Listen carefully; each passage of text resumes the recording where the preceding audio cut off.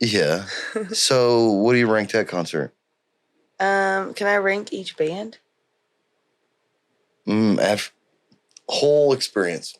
1 out of 5. Oh, two and a half.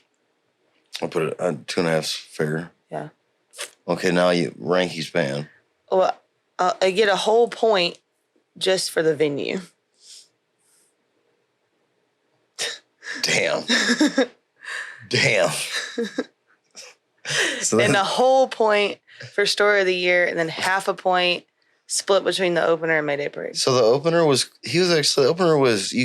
I didn't like it at first because it sounded like it was not fun. It was fun, but it was just clearly like all backing tracks, and it was just like every song they added a member. So like the first song was just him on his ukulele, and then it was two guys, like it was him and then his guitar player, and then it was like him, his guitar player, and a guy playing like the congos, and then they brought another guy playing bass or something. Ended up with like 5 of them, and it got better, obviously. And then he did push-ups on stage and squats. He did a whole workout. That was kind of cool. Yeah. His quads were popping. So, and the Into the Wild or something? They were Into the Wild. They were like super. I got their shirt. It was like a Christian emo experience. The first 2 songs, yeah. And then they sang Blink-182. And they had, like, when they did the little breakdowns, the little metal breakdowns, it sounded good. Mm-hmm. They had their little risers they stepped on. Backing tracks. So then story of the year. Yeah. They get 1 million points. For one song. Until the day I die. That song went the hardest out of the whole night. Definitely. That band went the hardest. Yeah, they were definitely the best one. And that song definitely went harder than Ocean Avenue. Maybe not. Mayday Parade was very nostalgic. I've seen them at Warped Tour, so but it was just cool hearing Miserable at Best, Jamie Oliver. I remember why I didn't like hearing them. I remember why I didn't like them when I was in high school. Yeah, very whiny. And it's too like, I almost forgot about the whole there's emo music, but then you forget like there was all the like sub-genre. Yeah. Like crabcore, which is a personal favorite.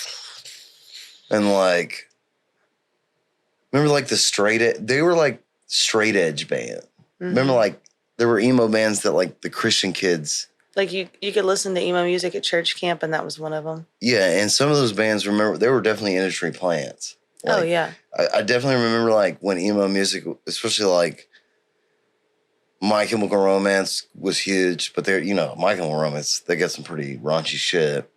I definitely remember industry plant emo bands that were like. What was the kid's name that he was like the epitome of the scene, blonde hair, and he played the ukulele? He was big and Warped Tour. What was his name? Damn, I wish Shelby was listening. She would know. I can like picture who it is. Anyways, he was one of them.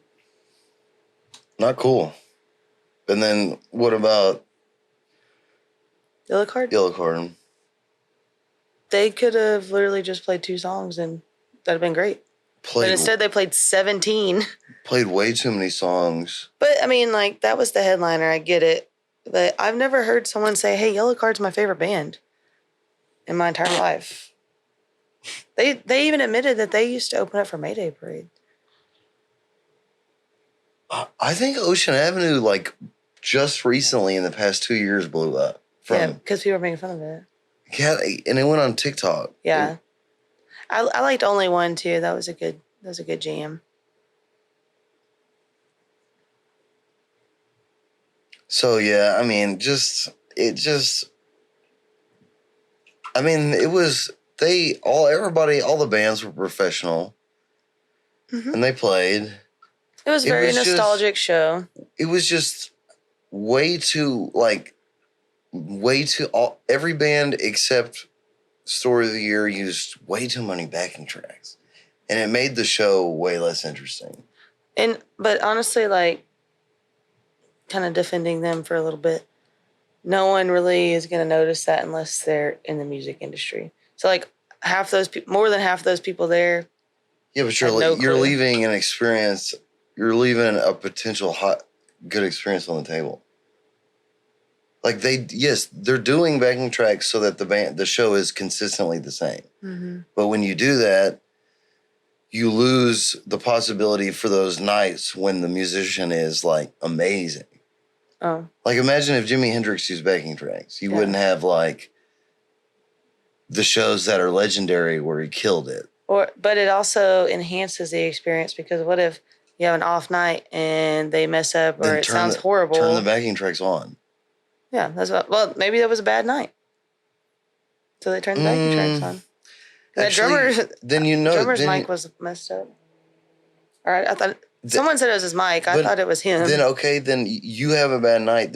Then ride up. I don't mind backing tracks when it's like if you're playing the guitar, and you have a backing track that's a copy with you. I would do that if I had a production team. Mm-hmm. But like, what? And I don't mind that at all. I'm saying last night was way too much. Their shit was not even on. Yeah. Which is like, I don't think anyone noticed. I don't think any of the females that are just. Why? Is that a gender specific assumption right there? Well, I mean, that seemed like. No, probably not. It seemed it was a female show. I can have an opinion. I'm not the one selling 713. They are. You're not allowed to have an opinion. I'm sorry. Yeah, that's what you're saying right now. I can say whatever I want. They're the ones who are touring. I'm fucking playing the Big X Bar and Grill on Friday. I can say whatever I want. Don't you talk about the big acts like that. Yeah, I mean, it's just, I would see Story of the Year. And if it was the same lineup, I probably would leave.